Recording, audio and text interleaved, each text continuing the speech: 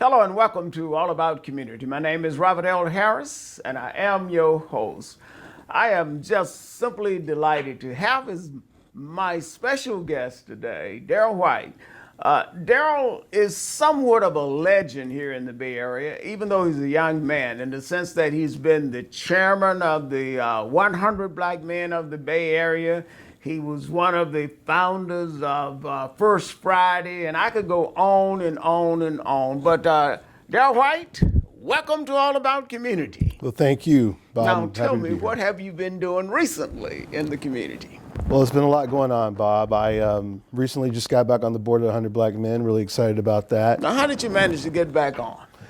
I've been off for a little while, but was looking to get back in community-oriented things with the 100. I'm already doing stuff in the Boulé, so I wanted to get back and do that with the 100 and kind of merge some of the activities and really focus on what's going on with our kids right now in our community. And how long were you chairman of the 100? 4 years. 4 long years. A lot of fun, right? It was a lot of fun, Bob. And a lot of work.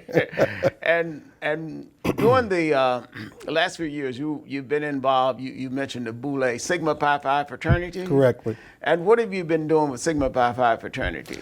Well, I just known took as the on Boulé? co-chair of the Social Action Committee along with Bill Hosley, who's a member of 100 Black Men as well. And really, it was, once again, stepping up for the kids, just doing things in the community, watching what's going on in our community with our kids. Do you have a specific project you guys are involved in? I have a few specific projects. One in particular is every November, we do a program up at the University of San Francisco where we invite a group of students out to come and learn about the college itself, and also Visions of Success is what we call the program, how to learn to be people like the people who are in the Boulé, so they can learn what kind of steps Learn how they to need be a person like you. A person like me and a person like you, Bob, exactly, yes. Yeah, and how many boys do you have involved? Is it just boys or is it boys and girls? There's boys and girls. And how many do you have involved? In this particular program, we average about 80 students.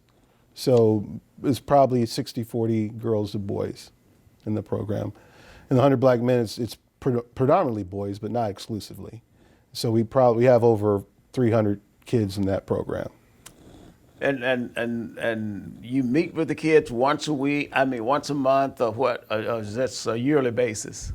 So with the Boulé, we have quarterly events that we do with the kids. In the 100, we have monthly events that we do with the kids. There's like 4 different programs. There's the Tommy Smith Youth Track Meet that happens every year, but there's a bunch of track meets that happen in between there and at the different schools. We have the mentoring programs that we go into the schools and mentor the kids. We also have the education program where we give out scholarships to the kids. And why do you do this, and why is it important?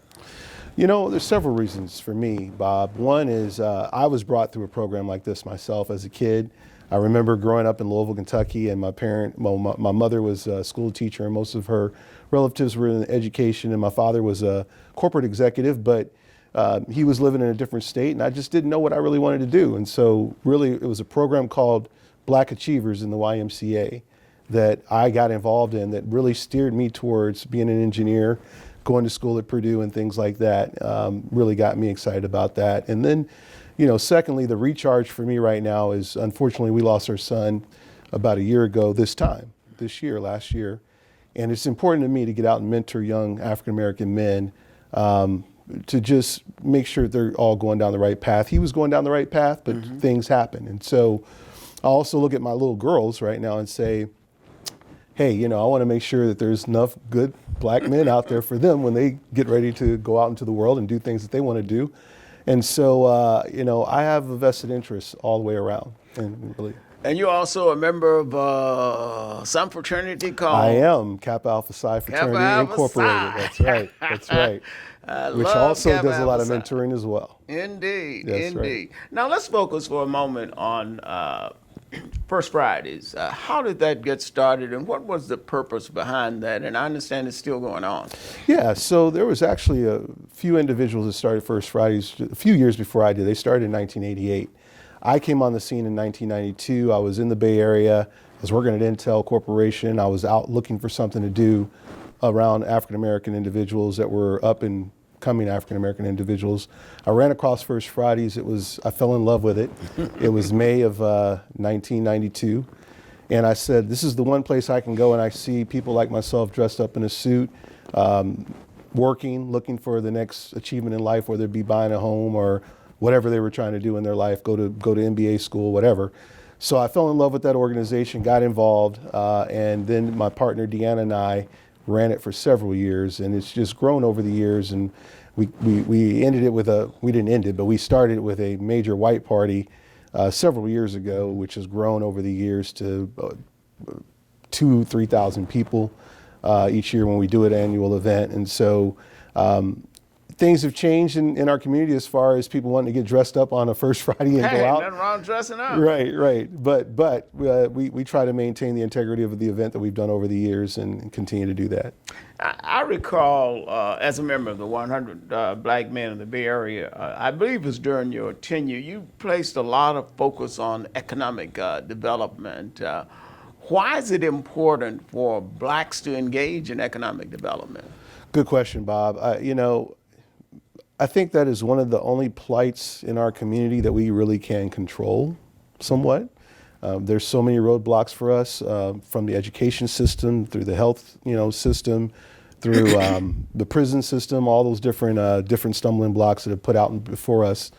I think that economically is one of the areas that we actually have some control over, and we can kind of maneuver things to better our plight. So me being, I was in banking for a period of time, and so that was definitely of interest to me to work on that a little bit, fostering more activities around that. And then also black businesses are just so important right now. And what about blacks doing business with other blacks? How do you view that? I think it's very important. One of the things they say about our community, unfortunately, is that the dollar doesn't stay in our community too long. So I think it's very important that we make sure the dollar stays in our community by doing business with each other. Historically, that has not been the case. That is, blacks being eager, like Koreans and others, to do business with each other. Why do you think that is? And what can we do to combat that? Yeah. I think there's a lot of different reasons. I mean, some of them are reasons that have been put before us, things that make us not really trust each other. And we've bought into some of that over time. But I think that one way to correct that is really getting people like you and me, Bob, and other people in the 100 and the Boulay and Kappa Alpha Psi to actually work together, because we can leverage the trust that we have for one another to start building something that others can jump onto. And organizations like the Oakland African American Oakland African American Chamber of Commerce are important for that reason. Is that right? Absolutely. Must support it even more. That's an organization that's been around for several years. I know that when I was in the bank, I actually helped support the organization quite a bit.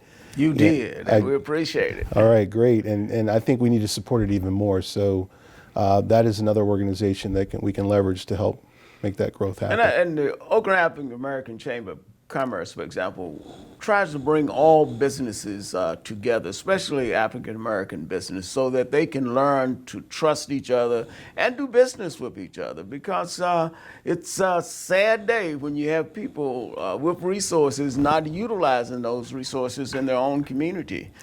What you're doing, I guess, is building up some other community with your own funds, and that doesn't make sense. And you're absolutely right, Bob. And the other part of it is that the Oakland African American Chamber of Commerce gives resources and opportunities to African Americans, but a lot of times they're just not there to hear about it and understand all the opportunities that come available. And that's true. So by joining the Oakland African American Chamber of Commerce, you will avail yourselves of those resources, just as Daryle Whyte just said.